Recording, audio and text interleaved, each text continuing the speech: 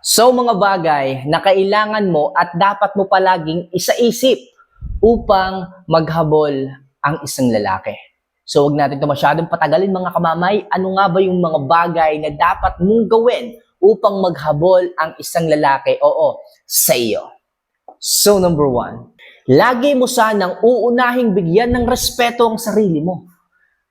Lahat ng bagay, kahit ano pa yan, bago ka magbigay ng respeto sa iba, unahin mo ang respeto sa sarili mo upang palagi kang habulin ng isang lalaki. Kamamay, paano ko hahabulin kung sa sarili ko lang ibinibigay yung respeto? Baka mamaya, ang isang lalaki, hindi ako mahalin dahil wala akong respeto sa kanya. Hindi po mangyayari yung mga kamamay. Ang sabi ko sa inyo, unahin nyo ang inyong sarili bago ang iba. Kung nagbibigay ka kasi ng respeto sa iba tapos wala kang respeto sa sarili mo, hinahayaan mo ang sarili mo na abusuhin, nasaktan, na magtiis, na magpaalipin. Tandaan niyo mga kamamay, ang isang babae, ikaw, ang isang babaeng kagaya mo, dapat may respeto ka sa sarili mo at hindi mo hinahayaang sinasaktan ka lang, hindi mo hinahayaang pinagsiselos ka, hindi mo hinahayaang nagtitiis ka, hindi mo hinahayaang nagiging martir ka sa inyong relasyon. Sapagkat inaabuso po ng isang lalaki ang isang babaeng ganyan. Ang isang babaeng walang respeto sa sarili.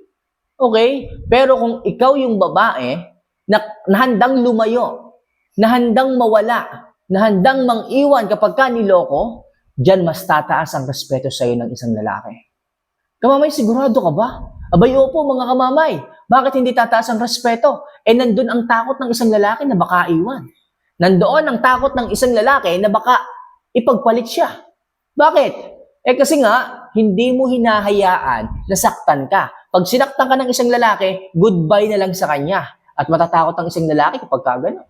Kasi po pwede siyang maiwanan eh. Kasi po pwede kang mawala. Kaya mga kamamay, yan ang pinaka-technique upang irespeto ka ng lalaki, para hindi ka iwanan ng lalaki, para igalang ka ng lalaki, para sa ganon, maging stick sa iyo ang isang lalaki. Kailangan bigyan mo ng respeto unang-una ang sarili mo. Kailangan hindi ka nagpapaabuso, kailangan hindi mo hinahayaang maging martir ka, hindi mo hinahayaang inuuto-uto ka lang. Kailangan marunong kang lumayo pag sinaktan ka niya. Okay? So number 2, iwasan mo ang sobrang pagiging needy sa kanya. Bakit po mga kamamay?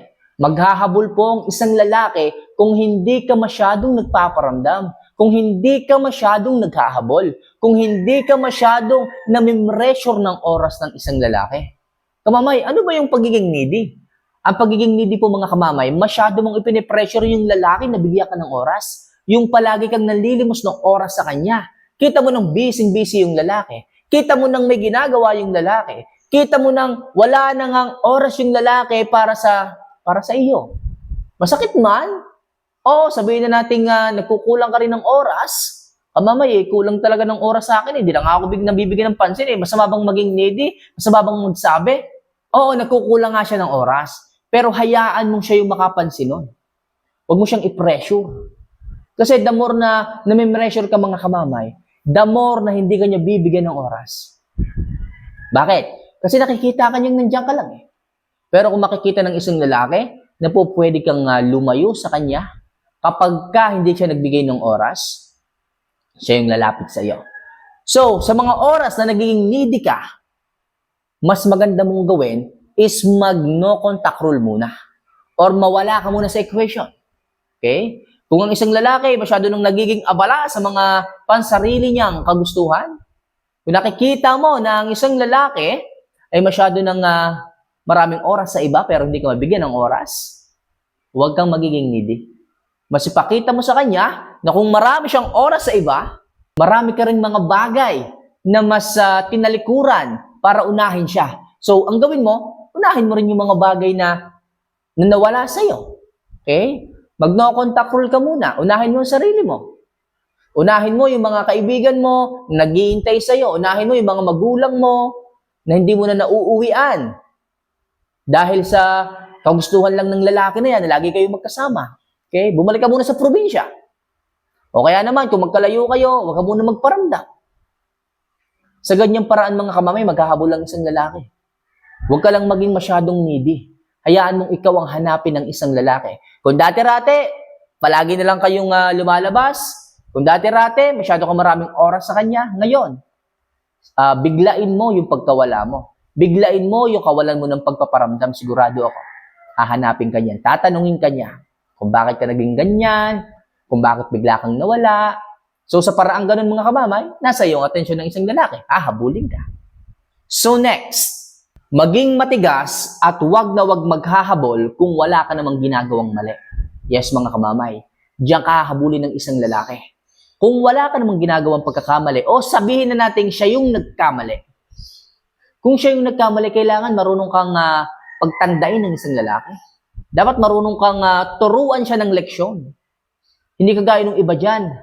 Nagkamali na yung lalaki, pero lalaki pang hinahabol. Nagloko na yung lalaki, pero lalaki pang hinahabol. Ba't ganyan kayo mga girls? Hindi ganyan. Kamamay, ang tagal na namin eh. Tagal na namin. Nahuli ko lang naman siya ng one time na may kasamang babae. Okay lang yun. Nahuli ko lang naman silang nagkikis. Tapos nagalit ako, tapos lumayo yung lalaki. Hinabol ko na. Okay, tapos ako pa yung nagpaliwanag sa kanya na nagalit lang naman ako kasi nabigla ako, pero okay lang sa akin yun. Huwag ganun mga kamamay. Huwag magiging madali sa inyo ang lahat. Harap-harapan ka ng niloloko, tatanggapin mo lang. Kapag ka ganun mga kamamay, maging matatag kayo. Dapat pagtandain nyo yung isang lalaki, kung kailangan mag-no contact rule kayo eh. Hanggat hindi nagsisisi ang isang lalaki, huwag nyong i-message. Huwag kayong magparamdam hanggat hindi natututo mga yan.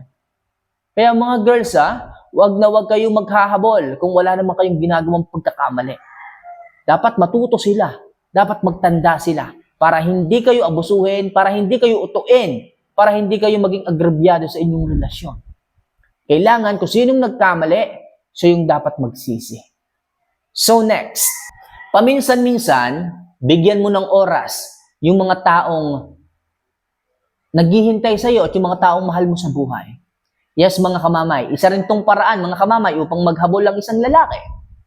Kapag nakikita niya na sumasaya ka, kapag nakikita niya na umingiti ka kasama yung mga kaibigan mo, yung mga mahal mo sa buhay, nakikita ng isang lalaki na dapat siya yung gumagawa nun eh.